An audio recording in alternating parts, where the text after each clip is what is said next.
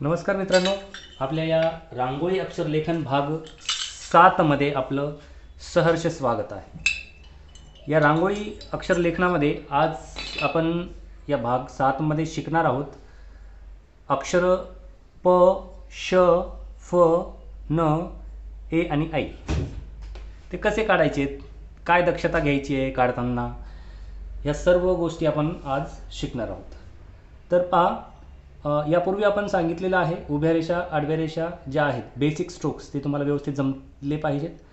त्यानंतर आपण हे अक्षर ट्राय करायचे। रांगोळी अक्षरलेखनाची प्रॅक्टिस करण्या अगोदर तुम्हाला त्यातल्या बेसिक अक्षरांची प्रॅक्टिस करावी लागेल, बेसिक स्ट्रोकची उभ्या रेषा आडव्या रेषा वक्राकार जी आपण लेखनामध्ये करतो त्याच, आणि त्याच्यानंतर तुम्हाला ही प्रॅक्टिस अक्षरलेखनाची करायची आहे। तर घेऊया आपलं पहिलं अक्षर प।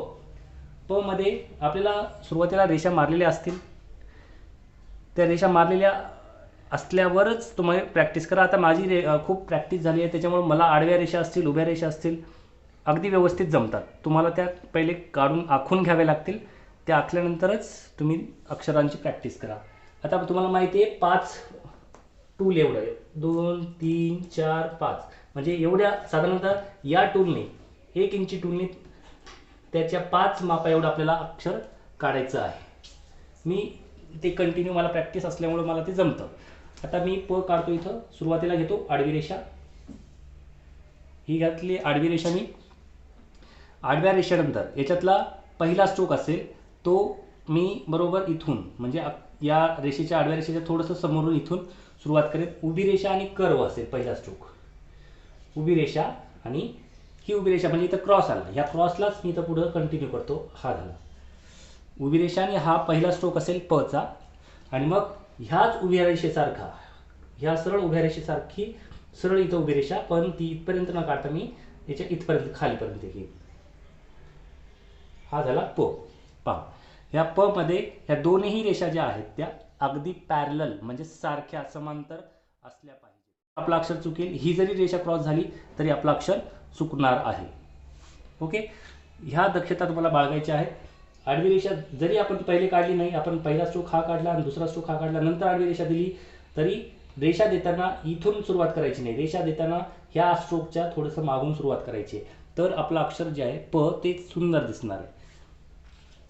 त्याच्यानंतर घेऊया प नंतर श सारखा, प नंतर श षटकोनाचा आहे। प काढल्यानंतर श षटकोनाचा काढणं आपल्याला अगदी सहज सोपं जाणार आहे। तोच आकार फक्त प काढल्यानंतर याच्यामध्ये तिरपी रेषा द्यायची।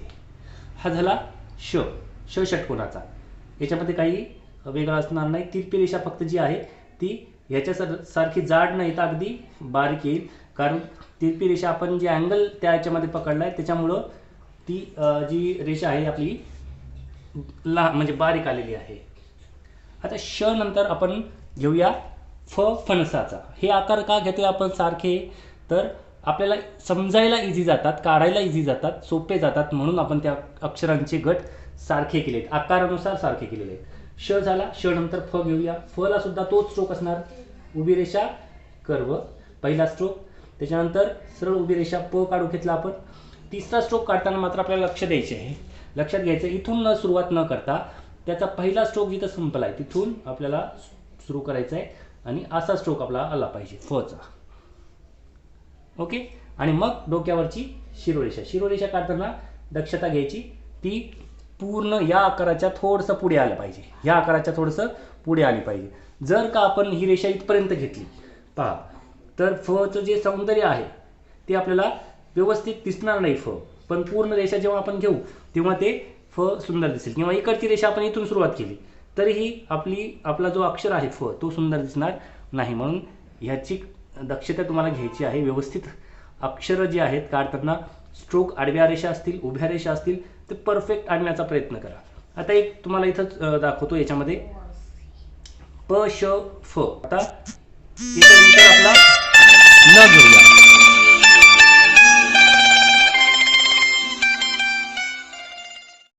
आता फ नंतर आपण पुढचं अक्षर घेणार आहोत। पुढचं अक्षर आपलं आहे न बाणाचा। न बाणाचा सुद्धा आपल्याला सेम स्ट्रोक काढायचा, जसा प ला काढला होता तोच स्ट्रोक असणार आहे। पहा, सरळ उभी रेषा कर्व, आता प ला आपण पूर्ण रेष इथपर्यंत घेतली होती, ती पूर्ण रेष फक्त इथपर्यंत घ्यायची आहे. झालं. आणि ह्याच्यामध्ये जेवढं अंतर आहे, या दोघांमध्ये जेवढं अंतर आहे तेवढंच अंतर ठेवून आपल्याला उभी रेषा काढायची आहे आणि मग डोक्यावरची रेषा काढायची. झाला न. ओके, न बाणाचा. आता तुम्ही याच्यामध्ये पहा,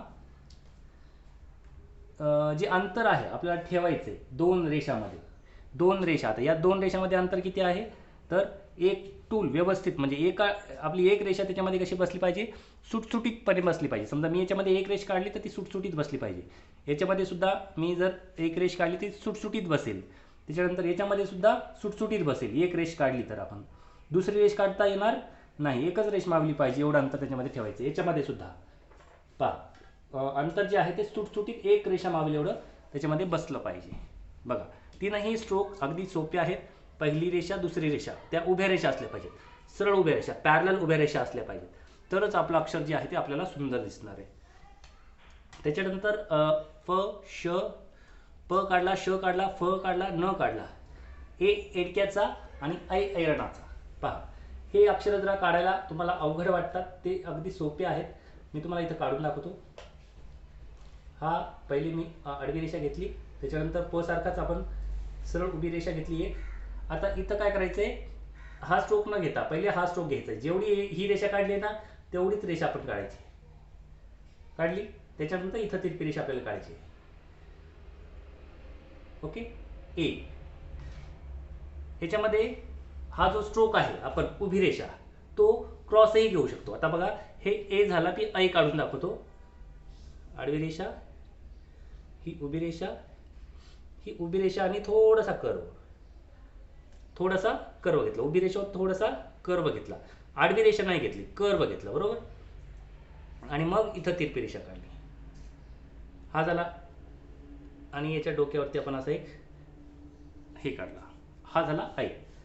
याच्यामध्ये आपण शिकलोय प, श, फ, न, ए आणि ऐ हे अक्षर झाले. तर नमस्कार मित्रांनो, आपल्याकडे हे जे रांगोळी अक्षरलेखनासाठीचे जे टूल आहेत ते उपलब्ध आहेत. आदरणीय योगेश उमवणे सरांनी पूर्ण रिसर्च करून रांगोळी कोणती वापरावी, कशी वापरावी, यात कशी पडली पाहिजे, कसा अँगल आला पाहिजे, हे सर्व काही रिसर्च करून बनवलेले आहेत. आणि हे ओरिजिनल टूल आहेत योगेश उमवणे सरांकडचे. आणि बाकी जे मार्केटमध्ये आलेले आहेत तुम्हाला ते कॉपीड दिसतील, म्हणजे यांची कॉपी करून बनवलेले आहेत. कृपया याकडे लक्ष द्या. आणि हे जे आहे ते एकदम ब्रँडेड आहेत. ब्रँडेड म्हणण्यापेक्षा अगदी मजबूत लोखंडी टूल्स आहेत, स्टील पॉलिश केलेली आहे. तुम्ही माझ्या नंबरवरती कॉल करून मागवू शकता.